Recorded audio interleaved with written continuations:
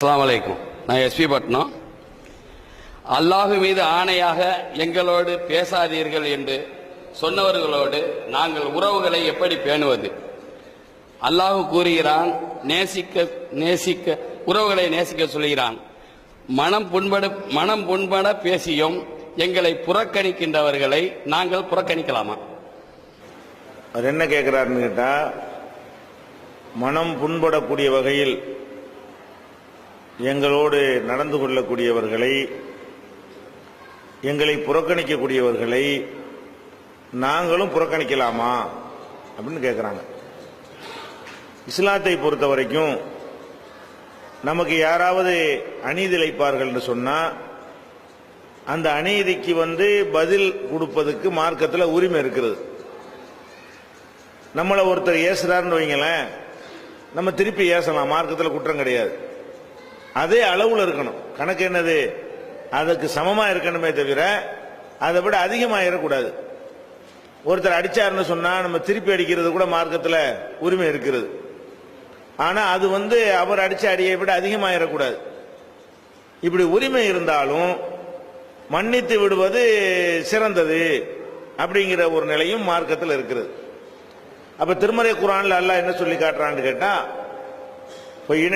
அலைக்கும் அலைஹி பிமிஸ்லி மாத்ததா அலைக்கும், உங்கள் விஷயத்தில் யாராவது வரம்பு மீறுவார்களே ஆனால் அவர்கள் வரம்பு மீறியது போன்ற அளவுக்கு நீங்கள் வரம்பு மீறி கொள்ளுங்கள் அப்படின்னு அல்லாஹ் ரப்பல் ஆலமீன் திருமறை குர்ஆன்லயே அதுக்கு அனுமதிக்கிறான். அதே மாதிரி லா யுஹிப்புல்லாஹுல் ஜஹர பிஸ்ஸூஇ இல்லாம ஸுலிம, ஒருவன் தீய சொற்களை பேசுவதை அல்லாஹ் விரும்ப மாட்டான். தீய சொற்கள், கடுமையான சொற்களை எல்லாம் அல்லாஹ் விரும்புறது கிடையாது.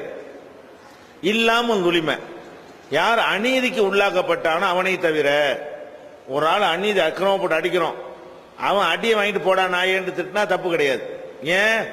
அவன் அநீதிக்கு உள்ளாக்கப்பட்டு இருப்பானேயானால் அவன் வாயிலிருந்து, பாதிக்கப்பட்டவனுடைய வாயிலிருந்து கடுமையான சொற்களை பதிலாக பிரயோகிப்பது அது அல்லாஹ் குர்ஆன்ல அனுமதிக்கிறான். அல்லாஹ் பொதுவா சாதாரணமான நிலையில் தான் இந்த மாதிரியான தீய சொற்களை விரும்புவது இல்லையே தவிர, அநியாயத்திற்கு ஒருத்தன் உள்ளாகிவிட்டான்னு சொன்னா அதை அல்லாஹ் அதை வெறுக்கிறது கிடையாது. சரி, பாதிக்கப்பட்ட உணர்வு அப்படின்னு சொல்லி அதை அல்லாஹ் எடுத்துக்கொள்றான். ஆனா வான் தாஃபு அக்ரபுல் தக்வா, நீங்கள் மன்னித்து விடுவதற்குத அதுதான் தக்வாவுக்கு சிறந்தது, இறையச்சத்திற்கு சிறந்தது என்று அல்லாஹ் சொல்லி காட்டுறான். இப்ப நம்மளோட ஒருத்தர் பகமை பாராட்டி துன்புறுத்தி பிரச்சனையாக்கி அது மாதிரி நடக்கிறான்னு வைங்க, அந்த மாதிரி நேரத்தில் அவர் இணங்கி வருவாரையானால் நம்ம என்ன செய்யலாம்? அதை மன்னித்து விடுவது சிறந்தது. நீ இவ்வளவு செஞ்சதுனால அதுக்கெல்லாம் ஒரு கணக்கு தீர்த்துட்டு தான் நான் உன்னோட உறவு வச்சுக்கிறேன்னு சொன்னால் அதுக்கு உரிமை இருக்கிறது. அப்ப இதுல நம்ம உரிமை இருக்கிறது என்பதை விரும்பினால், தேர்ந்தெடுத்தால் அதுல நமக்கு மார்க்கத்தில் அனுமதி இருக்கிறது. சிறந்ததை தேர்ந்தெடுத்தால் மார்க்கத்தில் கூலி இருக்கிறது, நன்மை கிடைக்கும். அப்ப நம்ம பாவமும் இல்லாம நன்மையும் இல்லாம நம்ம கணக்கு தீர்த்து கொள்ளலாம் என்று முடிவெடுத்தீங்க என்று சொன்னா அதை மார்க்கம் என்ன செய்யாது? தடுக்காது. மார்க்கத்தில் அதுக்கு அனுமதி இருக்கிறது. உங்களை சொந்தக்காரங்க பகைக்கிறாங்களா, அதே அளவுக்கு நீங்க பகைச்சிக்கலாம், அடிச்சா அதே அளவுக்கு அடிச்சுக்கலாம், புண்படுத்தினா அதே அளவுக்கு புண்படுத்திக்கலாம். ஆனால் சரி போயிட்டு போறான் என்னடா அப்படின்னு நினைச்சிட்டு போனோம்னா அது நல்ல காரியம், அது சிறந்தது என்று மார்க்கம் சொல்லுகிறது. அல்லாஹ் மீது சத்தியமாக என்று சொன்னதுக்காக என்னன்னு கேட்கிறாரு. அல்லாஹ் மீது சத்தியமாக உன்னோட பேச மாட்டேன், அல்லாஹ் மீது சத்தியமாக உன்னை உறவு வைக்க மாட்டேன் அப்படின்னு ஒருத்தர் சொன்னா அதுக்கு பிறகு அவர் பேசலாமா என்று கேட்கிறாரு. அல்லாஹ்வின் மீது சத்தியம் என்றதை பொறுத்த வரைக்கும் அதுலயும் மார்க்கம் ரெண்டு விதமா தான் பிரிக்கிறது. ஒருவன் அல்லாஹ் மேல சத்தியம் பண்ணி ஒரு காரியத்தை செய்ய மாட்டேன்னு சொல்லிட்டான், ஆனால் அதை செய்யறது தான் நல்லது என்று அவனுக்கு தெரிய வருகிறது.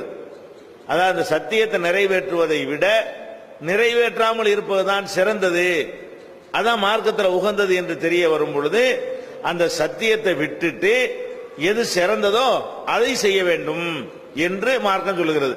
நபிகள் நாயகம் ஸல்லல்லாஹு அலைஹி வஸல்லம் அவங்கள்ட்ட ஒரு வெளியூர்ல இருந்து ஒரு உதவி கேட்டு ஒரு கூட்டம் வர்றாங்க. நாங்க ஊருக்கு போகணும், எங்களுக்கு ஒரு வாகனம் கொடுங்க, வாகனம் ஒட்டகம் குதிரை ஜக்காத்துல வரும் இல்லையா, அது மாதிரி கொடுங்கன்னு கேட்கிறாங்க. அப்ப ரசூல் ஸல்லல்லாஹு அலைஹி வஸல்லம் என்ன சொல்றாங்கன்னு கேட்டா, அல்லாஹ் மேல சத்தியமா அதெல்லாம் உங்களுக்கு தர முடியாது அப்படின்ட்டாங்க.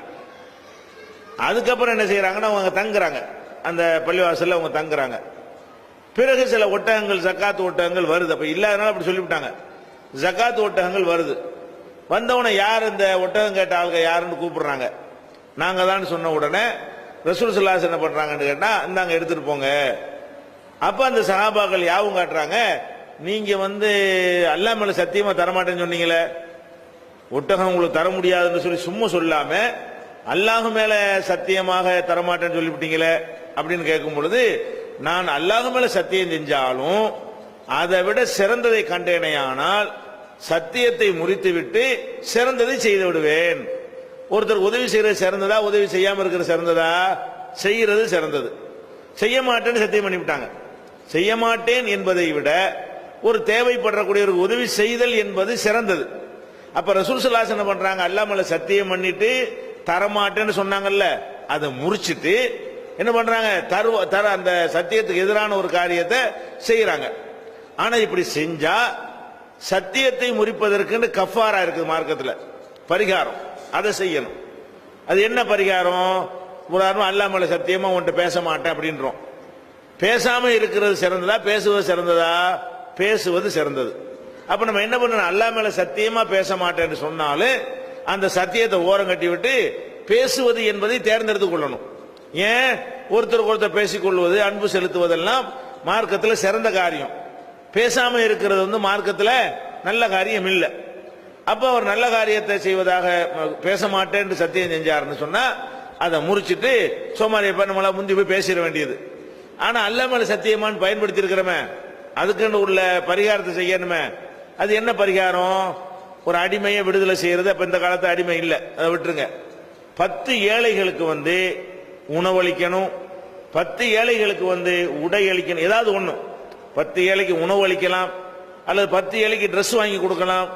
அதுவும் முடியல என்று சொன்னா 3 நோன்பு வைக்கணும். அல்லாஹ் மேல சத்தியமா இதை செய்ய மாட்டேன்னு சொல்லிட்டு அதை நம்ம முறிக்கிறதா, எந்த காரியமா இருந்தாலும் சரி, முறிக்கிறதாக இருந்தால் முறிக்கிறதுக்கு செய்ய வேண்டிய பரிகாரம் என்ன?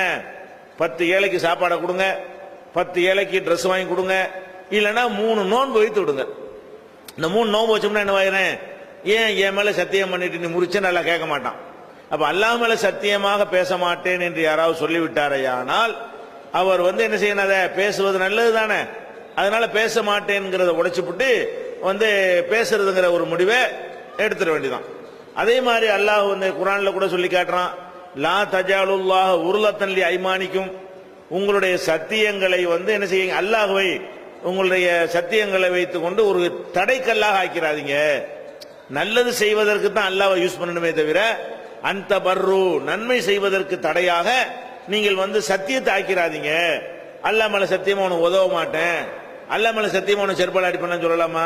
அது மாதிரி சொன்னா அல்லாஹ்வுடைய பெயரை நல்லது செய்ய மாட்டேன் என்பதற்கு நம்ம பயன்படுத்துறோம். அப்படி பயன்படுத்தக்கூடாது என்றும் திருக்குர்ஆன்ல என்ன இருக்கு, தடை இருக்கிற காரணத்தினால முடிஞ்ச அளவுக்கு என்ன செய்யணும், நல்ல விஷயத்துக்கு சத்தியம் செய்யணும். சத்தியம் செய்யும் பொழுது நம்மளை அறியாம நல்லதை விட கொஞ்சம் 2ஆம் நிலையில் உள்ள ஒரு காரியத்தை செய்வதாக சத்தியம் செஞ்சிட்டோம்னு சொன்னா நம்ம என்ன செய்யணும், அந்த சத்தியத்தை முறிச்சிட்டு அந்த நல்லதை செஞ்சிடணும். ஹராமானதை சத்தியம் செஞ்சோம்னு சொன்னா அது சத்தியமே இல்லை. அதுக்கு என்ன இல்லை, நல்ல சிறந்தது அனுமதிக்கப்பட்டது, அதுலதான் சத்தியம் வரும். அனுமதிக்கப்பட்டதை செய்ய மாட்டேன் சத்தியம் செஞ்சு விட்டு முறிச்சிட்டு சிறந்ததை தேர்ந்தெடுத்து கொள்ளலாம். தடுக்கப்பட்டதை ஒருத்தன் செய்யறான், அல்லாஹ் மேல சத்தியமா நான் குடிப்பேங்கிறான், சாராயத்தை குடிப்பேங்கிறான், இவன் குடிக்கணுமா? இது சத்தியமே கிடையாது, இது ஹராமான. அல்லாஹ் மேல சத்தியமா உன்னை கொல்லுவேங்கிறான், கொல்றதுக்கு மார்க்கத்தில் அனுமதி இருக்குதா? இது மாதிரிலாம் ஒருத்தன் சொன்னான்னு சொன்னா இதுக்கு பேர் என்ன இல்ல, இது சத்தியமும் கிடையாது, இது முறித்தலும் கிடையாது, இது கஃபாராவும் கிடையாது. இது ஒரு உளறல், கோவத்தில் சொன்ன உளறல் என்று என்ன செய்யணும், எடுத்துக்கொள்ளணும். அது அதோடு விட்டுருணும். அதை ஆஹா தௌபா தான் செஞ்சுக்கணும், இறைவா தெரியாம பேரை பயன்படுத்திட்டேன். அதை தடுக்கப்பட்ட காரியங்கள்ல சத்தியம் கிடையாது.